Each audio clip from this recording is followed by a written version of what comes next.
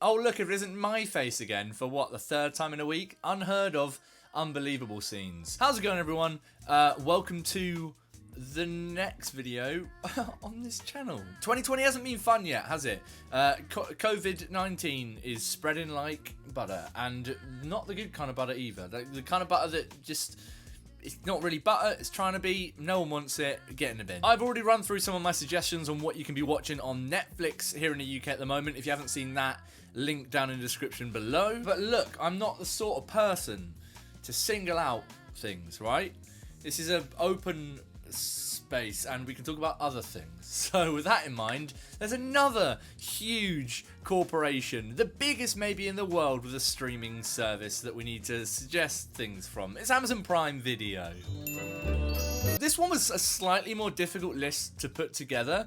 Not necessarily because the content on Amazon Prime Video isn't as good as Netflix, mainly because whoever the fuck designed the Amazon Prime video applications on all platforms might as well have been a blind person. It's like they had an application that they were happy with and thought, this is too good to navigate, let's destroy it and hope that people can't find the content they want. I don't know, fuck knows what they were thinking. I did get a little list together though, so thank the Lord. We'll start things off with a classic romance film. It's not a rom-com, it's a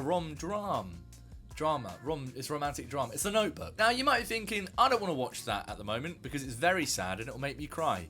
You are right, but it is also wildly romantic and does have a lot of feel-good stuff in it. Mainly because Ryan Gosling, but also an equal amount because Rachel McAdams. It's cheesy, but it's wonderful, and it's very sad, and it makes me cry, and it makes me laugh, and it kind of gives everything. If you want a good romance film and you haven't for some reason seen The Notebook, watch The Notebook. Next up is a real gem that not a lot of people seem to have seen, and I'm always recommending it to everyone. It's Patterson, which stars Adam Driver, and it's directed by Jim Jarmusch, and it came out a few years back. It's a really lovely, quaint little film. Not a lot really happens. If you're after a film that's big in plot and big in twists and all that jazz, don't go for this one. This is just a real sort of day in the lifestyle film, but it's got a really charming sense of humor. Adam Driver is absolutely fantastic in the lead role here. He plays a bus driver, so the irony of that is not lost on me. But now let's take a switch over to the fantasy realm, because this film is on Amazon Prime and you should definitely watch it, and it's Guillermo del Toro's Pan's Labyrinth, which is probably my favourite Guillermo del Toro film. It's this dark sort of gothic fantasy tale.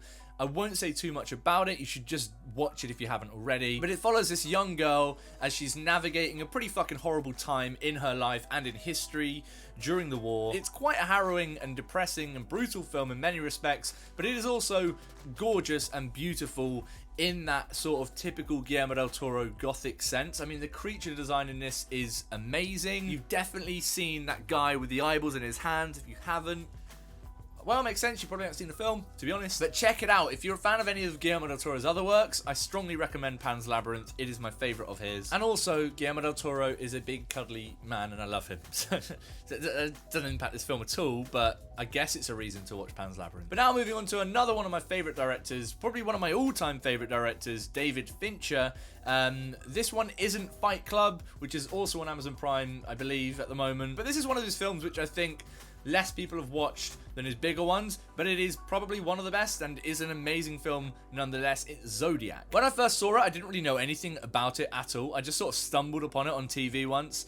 I didn't know anything about the Zodiac Killer, to be honest, and I watched it and I was like, oh, this is now my obsession. And I just looked at so much shit about the Zodiac Killer, and it's one of those fascinating, incredible, horrible cases that never really got solved and is just weird as shit, but makes for incredibly captivating and fascinating films. This is one of those. The cast of this is brilliant. I mean, Jake Gyllenhaal, Mark Ruffalo, Robert Downey Jr., everyone is really, really good in this film. But mainly it's just an impeccably crafted film, as you'd expect from any David Fincher film. But this is one of those films where it doesn't matter how slow it gets or how long it can be, you're just glued to the screen at every possible moment. There's a video online of the VFX for this with like green screen and stuff. You would not guess there's a lot of CGI and green screen in this film, but the thing is littered with it, and it is so expertly done watch that after you've seen the film and you'll be like, wow, I didn't know half the shots I was watching weren't real. It's crazy. It's a great look at detectives and reporters trying to crack a case which is uncrackable, to be honest, and we know that because history. But it's about obsessing over cases. It's really dark. It's very, very eerie. It's mysterious. It's amazing. I love Zodiac. I think it's one of my favorite David Fincher films. But now we're moving on to a film which is definitely worth whacking on if you fancy a bit of a cry. Even if the world's going to shit outside, sometimes we still need a bit of a cry. This one will do it for you, like it did for me. It's Beautiful Boy. It's an Amazon original film from a couple of years back. Stars Timothée Chalamet and Steve Carell, and it's about opioid addiction, but mainly what it does to a father and son's relationship. It is incredibly moving, this film. I found it to be incredibly moving. I mean, the first time I finished this film, I was in absolute floods of tears. So it doesn't necessarily leave you with a nice, happy spark for life in you, but it's really worth a watch because the performances are brilliant, the soundtrack is brilliant, and I just think it's a really great look at life, which sounds wanky and cheesy to say, but I really do feel that about this film. It's really, really interesting. It makes it feel like you're watching a collage of these characters' lives, and for some people that might put them off the characters or at least make them feel a little bit detached from it, but for me it really helped me get into these characters, and I really, really did fall in this relationship at the center of this film, which I found to be incredibly impactful and moving. Brilliant, brilliant film. Really big fan of Beautiful Boy. Check it the fuck out. Next up, we have an absolutely classic crime film, which it took me a long time to see, but once I saw it, I was like, yeah, I get why it's a classic. It's brilliant, and that is Heat. It's quite a long sort of crime film set in LA that stars Robert De Niro and Al Pacino. What more do I really need to say, huh? What more? It's one of my favorite Michael Mann films. It's got a really cool, slick look to it, but mainly every scene in this film is just so well performed and well written and just absolutely captivating. There's a couple of scenes in this film which you can just watch on YouTube and just be like, wow, that is how you do a scene, huh? The diner scene in this film between Al Pacino and Robert De Niro. Whoa. That's the good shit right there. Inject it in my bloodstream right now, Doctor. Please. And if you're a fan of The Dark Knight and you just want to see something that was clearly very influential for that, I think you'll find interest in that as well, whilst also sticking around for what is a brilliant little crime flick. Next up is Luca Guadagnino's recent remake of Suspiria, which is a classic Italian horror flick. But this is and I call it a remake because it is a remake of Suspiria, but it does a lot of things different and a lot of things new. It does feel in many ways like its own unique thing, and I really appreciate that about that because I love the original Suspiria. It's a gorgeous neon-infused psychedelic horror film, and this doesn't shit all over its legacy. In fact, this is one of those remakes where I'm absolutely happy it exists, and I'm really impressed by the things it does differently and makes me think about the original differently. It's about witches in Berlin during the 1940s. That's all I'll say. It is a brilliant, brilliant film, and it's got some really interesting stuff to say. Tilda Swinton plays 3 people in this film, which is enough of a recommendation, surely, because she is one of the best actresses of all time. The ending of this film is batshit. Not going to be for everyone, but definitely a heavy recommendation from me. And now on to another film which didn't seem to get as big a release as I was expecting, considering the cast. It's Don't Worry, He Won't Get Far on Foot. Directed by Gus Van Sant, who you know, he directed Good Will Hunting, an absolute classic. But it stars Joaquin Phoenix and Jonah Hill, Rooney Mara, Jack Black. It's got a great cast. And it's a really, really cracking little film, to be honest. It's a nice little surprise. It's a really interesting blend of sort of comedy and drama. It's got this really quirky feel to it. I really, really enjoyed it. But at the front of it, as usual with a lot of the films he's in, Joaquin Phoenix gives a really, really great performance and definitely leads this one. He's one of the most captivating things about it. It's one of those performances which touches on so many different emotions and takes so many different shifts that you don't quite see coming at the beginning of it. And it takes a certain level of actor to be able to pull those off so seamlessly. Joaquin Phoenix is absolutely that actor. He's brilliant, and I love this performance from him. It's not too long, it's not too draining, but it is really interesting. It's a lot of fun in places, it's dramatic, and it's chaotic in all the best ways. Next up, we have The Big Sick, which is another Amazon exclusive over here in the UK, which is directed and written by Emily Gordon and Kumail Nanjiani. I love him. I love the both of them. They're a great couple. That felt weird saying. They are a good couple. I mean, creatively, they make good shit. And this is a really great little rom-com. because it's based on a true story. And not just based on a true story, it's based on their true story. It is about them as a couple and how they met. It's just a really lovely film in almost every respect. I cried a lot through this film, but I also felt a lot of love in this film and a lot of happiness in many places. I really like the way side characters are approaching this film. They all feel lived in and breathed in. Don't just feel like they're turning up given plot devices, which a lot of other characters in a lot of rom-coms fall trap to. I particularly love Ray Romano in this film, and I love his relationship with Kumail in the film. Yeah, it's not just about the central relationship, although that is the main part of the story, but I think there's a lot more to all of the other relationships in this, and it touches on some really interesting topics.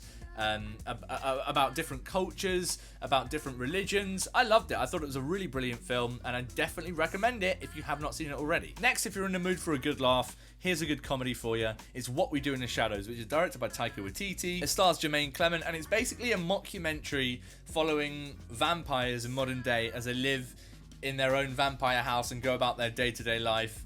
It's ridiculous, it's very silly, and it's absolutely hilarious. I love Taika Waititi as a director. He's done some brilliant films. This isn't my favourite of his, but it's definitely one of the consistently funnier ones of his films. Honestly, the pace of jokes in this is just relentless. It's just non-stop laughs.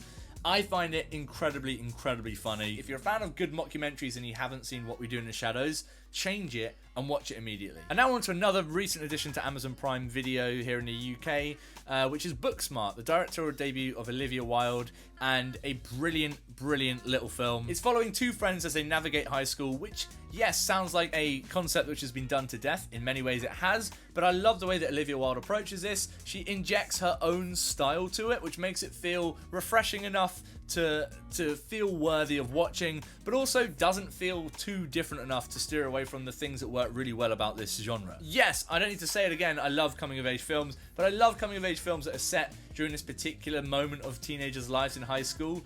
I don't know what it is. I find it incredibly affecting. And this film's got all of those affecting beats in it, but it also balances sort of like a road trippy style. It feels a little bit like Superbad in many aspects. Beanie Feldstein and Caitlin Denver are brilliant in this film. I love watching the two of them on screen at all points. They're infinitely funny, but they also do genuinely just feel like they are best friends and we're watching them go along this ride. Everyone's clearly having a good time. No one quite as much as Billie Lourd, who is amazing in this film and just seems to be appearing, having the time of her life, just fucking going for it, and I love it. Definitely add it to your watch list and then watch it.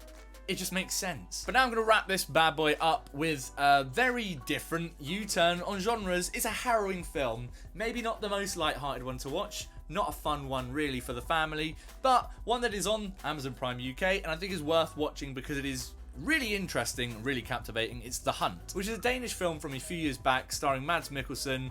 It's essentially the story of a teacher that is accused of inappropriate behaviour with a student. I mean, we're talking like primary school students, so yeah, big fucking no-no. But he didn't actually do anything. He is falsely accused of this thing, and it's a look at how that sort of lie can spread through a community and really damage someone. And it's a really interesting film and a brilliant central performance here. It's definitely a difficult topic to tackle in a film, and I think this one does it really well in a really interesting way. But if you're in a mood for a film that's going to get you thinking or discussing with anyone you may happen to be with, this is definitely the way to go. I think it's a really captivating little film. And just like that, we are at the end of my video for suggestions for Amazon Prime Video here in the UK. As I said with my Netflix video, this will be different to the US because the US has got different content on there, and I don't have a way of knowing what's on there other than the internet, I guess. I could look it up. Lazy. So if you are from the US, some of these might be on there for you. If they are, definitely check them out. They may not be. You may have other films you want to check out or want to recommend. Everyone, please whack your suggestions down in the comments below. In fact, whack some suggestions from what I should watch down below as well, because I have not seen anywhere near everything on Amazon Prime Video UK, and as I said before, it's a shitstorm to navigate when you're trying to find something without knowing what you want to watch. That's all for today. In a weird way, I'm feeling way more productive at the moment in terms of making content for you guys while this whole lockdown stuff is going on. Let me know if there's a particular video you'd like to see me do or a topic chatting about. Lord knows, got some good stuff coming up down the pipeline, so make sure you're subscribed as well if you're not already. See you guys soon for some more suggestions, reviews, whatever. Who knows what's going on with the world at the moment. It's a crazy place. Make sure you're staying safe, you're staying healthy, and you're not doing anything silly. Until next time, stay beautiful, mother truckers.